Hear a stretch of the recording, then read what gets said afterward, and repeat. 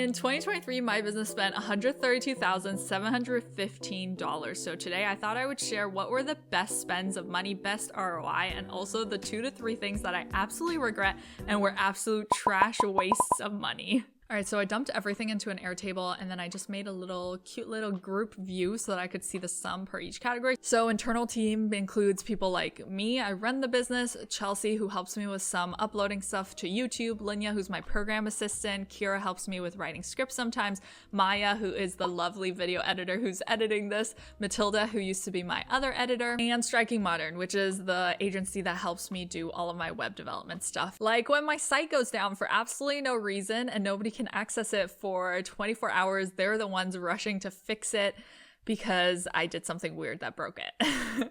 External includes things like paid trials. So I'm a very picky hirer. So I love doing paid trials with potential hires. I did a lot of paid trials for YouTube scripts, for Instagram content, which I posted once in 2023 on Instagram. So you can see how that went.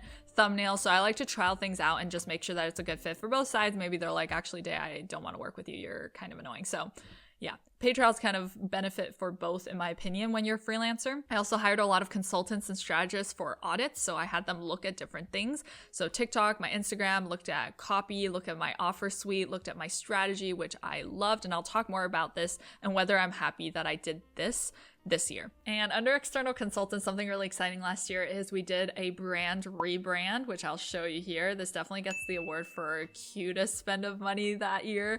And we also did a brand photo shoot with the new colors and everything. So I paid for a location there and I paid for obviously the photographer and I got all these cute photos. So this was such a good spend of money. I'm really happy that I did that. I also paid a Facebook ad agency. That's like a lot of the external costs, and yeah, I have things to say about that later.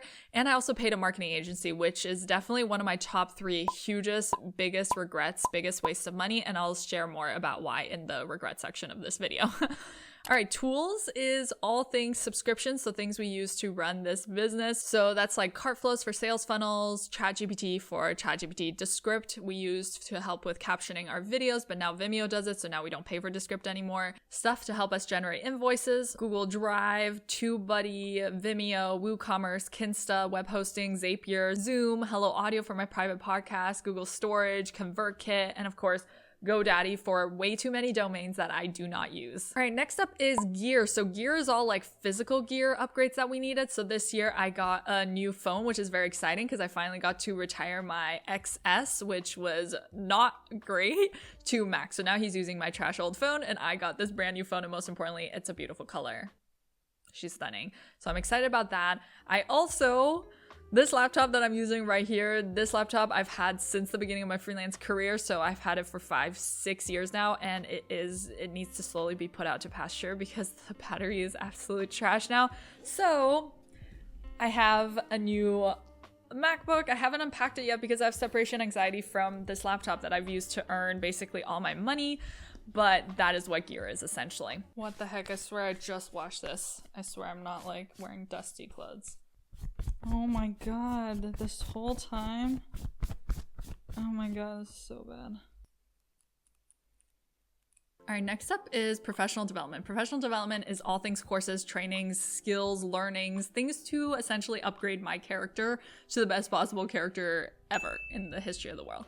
So this was a huge strategy change for us in 2023 because I made a really conscious decision to stop investing in DIY and instead do a shift into DFY or DWY.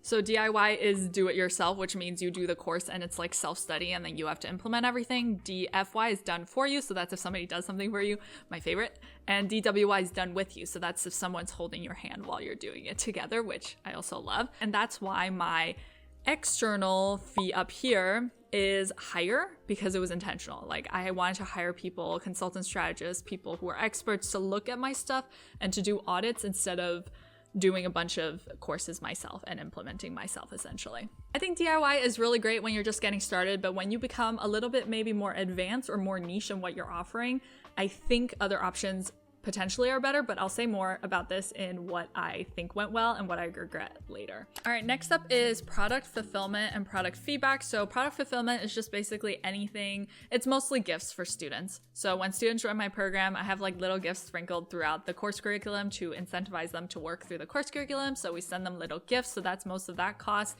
And then also capstone coaches, people who review the capstone project submissions from my students from my course. I would like to increase this. I would definitely like to spend more money on student and product fulfillment. I want to make sure each student feels like really special when they join my program. So I actually have my program assistant, Linya, who's coincidentally my lovely sister, my favorite sister, my only sister. She is looking up ways that we can potentially do more and better of this year. Product feedback was, and I totally forgot I did this until I put together this expense sheet. So I'm really glad I put it together. But I essentially paid people to review my brand new free no pitch series where I talk about how I turned my love of planning into a 6-figure freelance career. It's completely no pitch, no strings attached. So I wanted to make sure it was a really good resource and people genuinely felt like they got value out of it. So I paid people to look through it. And yeah, I just wanted to know whether it was good. And that was a really good decision. I forgot that I could do that even though I did it earlier this year. So I feel like I definitely want to do this in the future because if I'm putting in so much time and effort into creating something, I want to make sure it's actually really good and it serves the people that I want it to serve, obviously, you know? All right, operations, legal. This is shout out. This is a huge shout out to the most annoying thing I spent money on.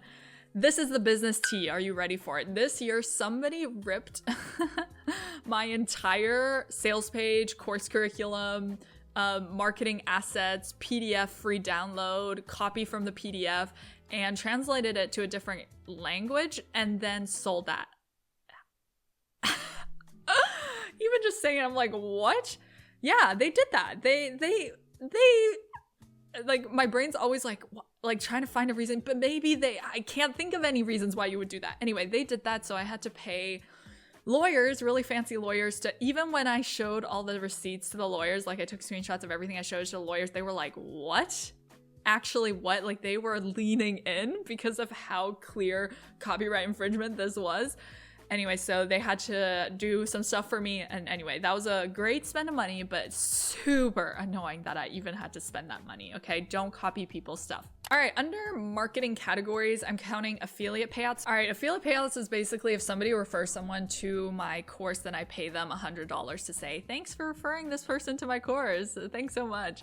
And I also did a little mini joint venture with one of my students to sell a mini course on how to manage masterminds for your clients. So the two of us made that together. So some of the payouts was also to her because we did that together. So I had to pay out her half of that joint venture. So that's what affiliate payouts is. Honestly, I feel like it should be more. I feel like I should invest heavily in like an affiliate strategy because I think word of mouth is often like disregarded as a serious way of landing clients. And this goes out to all my freelancers. Word of mouth is extremely powerful. As a freelancer, I was booked out solely from word of mouth. It is so powerful.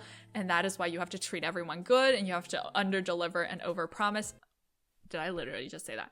You have to under promise and over deliver. This is how you create great word of mouth. And I definitely want to make sure that I get this affiliate number higher. So under marketing, you can see most of it basically was Facebook ads. I would say almost all of it was Facebook ads. Some of it was the photo shoot location that I used, but basically all of it was Facebook ads. And then one of it was like a special font that I bought. All right, under networking events was one event. I attended one networking event last year and this is, I don't know. Do you think I'm an extrovert or an introvert?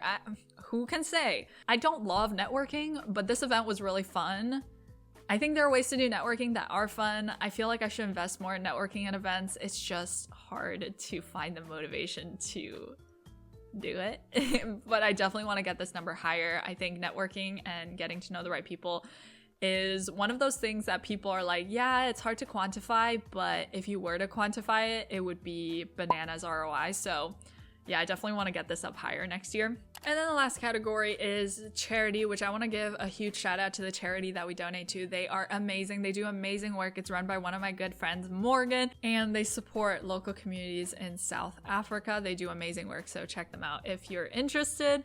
All right, now let's move on into the little praise and roast of Dea for how she spent money in 2023 section of this video. I'm so excited.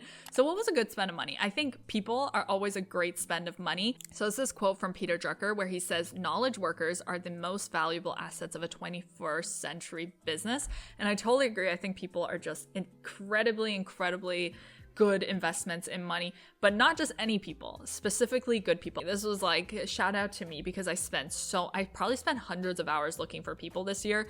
I think that quote, like hire slow, fire fast, is incredibly important. And I want to shout out the people that I did hire onto my team because they were amazing for a couple different reasons. For one, the freelancers I hired onto my team were extremely proactive self-starters. I would like give them something and they would just run with it, and they would like come back the next day and be like, here are all the things that I did. And I'm like, what? Another one is that they're extremely creative. They're always bringing me new ideas. So a good way to do this as a freelancer is just follow industry relevant people to your skill set or to your clients' market, and then always be pulling ideas, right? Get inspired and then bring those ideas to your client. That is a huge way to deliver value to your client. Another one, they're always trying to make my life easier. This is one of the biggest things clients will obsess over you for if you're always looking for opportunities to make their life easier. Like think about like, what do they have on their to-do list today? What should I take off their plate? They're gonna need that. All right, how can I prepare that for them already? And of course, my favorite freelancers are the ones that are actually really good at the skill that they offer and the service that they offer. And the reason that they are is they're always learning to get better, and they're always looking for feedback. They're always like, Dea, tell me what feedback you have for me. And I know it's very hard to hear constructive feedback sometimes, but that is how you get better. So this is a huge shout out to the freelancers on my team. You guys are a great spend of my money, and I'm so lucky to be spending it on you. I feel super blessed. Consultants and audits, so good. This is really my little baby life hack. If you're somebody who like finishes a project 95% of the way and then you begin to overthink and then you don't push what you made into the world. Like for example, I made this whole free series and I was like, I think it's pretty good, but then I got really in my head. I was like, maybe it's not good. Then I paid someone to look at it and give me feedback, and they looked at it, they gave me some useful feedback, and they were like, Dea, this is great. Like you should just publish this. And then I was like, I should just publish this. And then I published it, and now it's making ROI for my business. So that's my life hack. If you get 90% of the way done with a project, just pay someone to audit it, because they'll give you useful feedback in a good stage of you doing that project, and they'll give you that validation of this is really good, you should just push it, and then you should just push it. And like I mentioned, I made a very intentional decision this year to focus on done for you or done with you instead of DIY.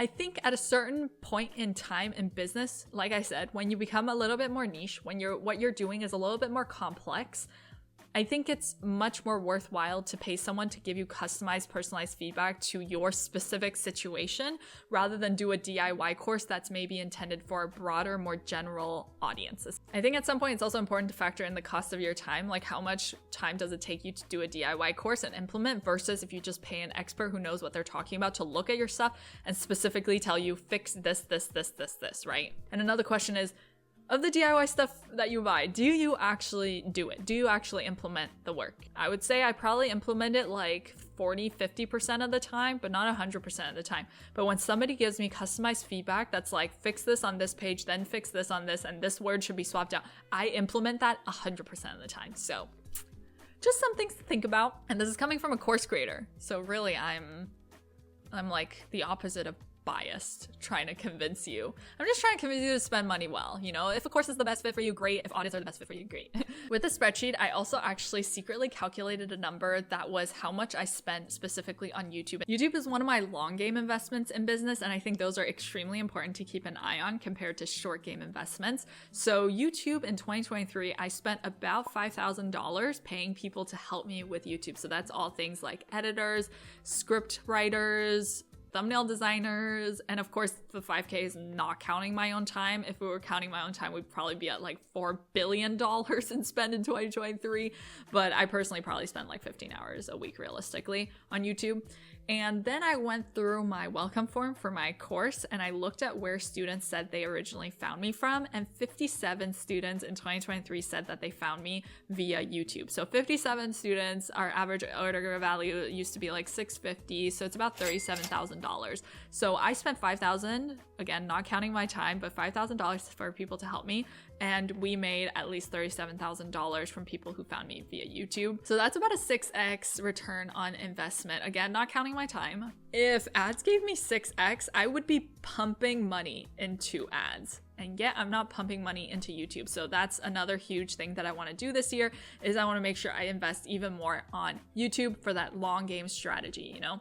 Really important to have both long game and short game strategies in terms of investments. Paying for feedback, like I mentioned, I want to do more of this. I want to pay for feedback on things that I spend a lot of time making. Affiliate payouts, I want to pay out more in affiliates, because referrals are one of the best sources of people into your business. So you should heavily invest and heavily prioritize referrals, because essentially they've been pre-vetted by somebody else that you've already enjoyed working with, essentially, right? Like that's the best person. And networking, again, Dea, like what's going on? You should network. Okay, so now let's talk about what was a waste of money, lessons learned, what I'll do differently this year. The first thing is when it comes to, and I don't know what it is about agencies. I always try to give them a chance, and I've just been burned by so many agencies. My biggest lesson here is always do careful vetting when it's agencies. Like, yes, when you hire people, but more importantly, when it's agencies. I don't know what it is about agencies. I just feel like maybe the quality control is much harder to maintain in an agency, because there's so many people that unless the CEO is like has their hand on every single part of the process, the quality is just not going to be very good. So do your due diligence, really trust your gut, because before I hired this one agency, my gut was telling me, Dea, this smells like red flags. Like this smells like way too good to be true. Like this is too weird. Like don't do it. And I was like, I'm doing it.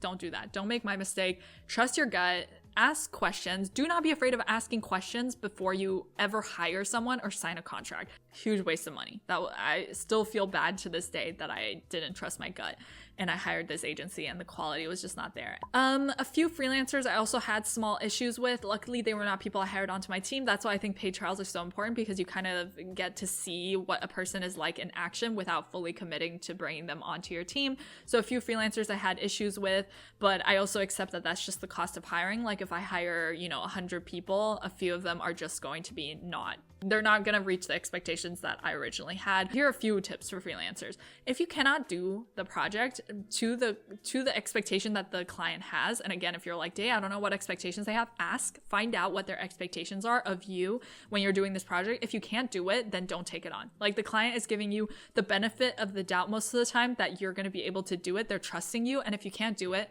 you're just burning bridges, and it's really bad for your reputation. The second thing is, I think most freelancers, me included, I think the biggest lesson is always be trying to get better at your skill. Like that will only benefit you in the long run. You will only make money, more and more money in the long run if you always work on bettering your skill. That's what my favorite freelancers on my team do, and that's why I want to keep them forever. So shout out to my current team members.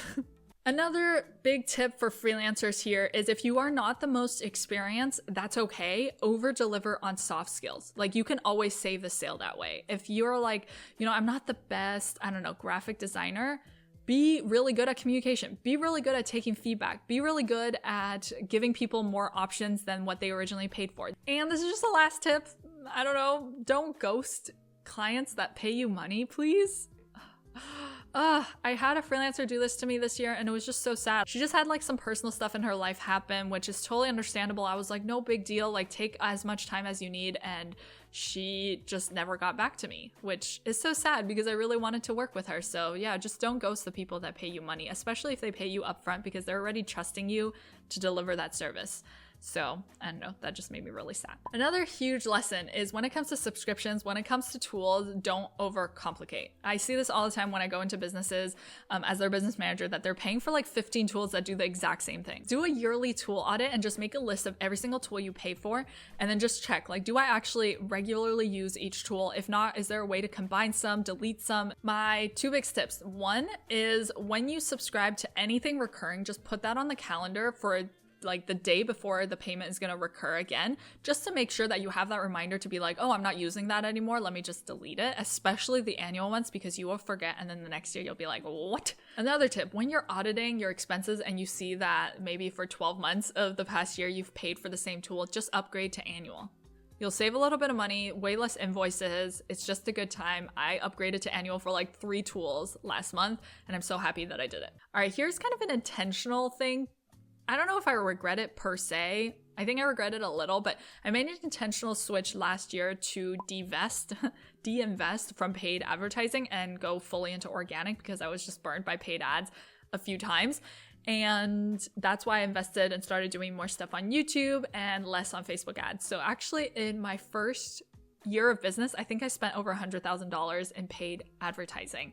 And last year I spent $4,000. So that 100K down to 4K is insane. I feel like paid ads has a time and place. And I think if you have a strong organic strategy and you have people coming in, I think paid ads can only amplify those results and help nurture and help with, if you run retargeting ads, like that's always an easy win kind of thing. So I feel like I could probably dial it up from 4K and just find a middle between 4K to 100K. Professional development courses. I would say maybe 50% of the courses I bought were worth it, to be totally honest. Like I feel like I still have a huge problem with the quality of digital products. I just feel like because there's not much quality assurance, quality control of digital products, a lot of stuff just does not deliver on what is promised. My biggest tip is always ask yourself honestly, like, am I going to implement this before you buy it?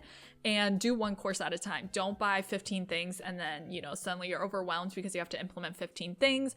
And create a course learning dashboard. I have one that keeps track of everything that I've bought, and I take notes in it so that if I ever want to double check what I learned from a course, I can just go back and check that.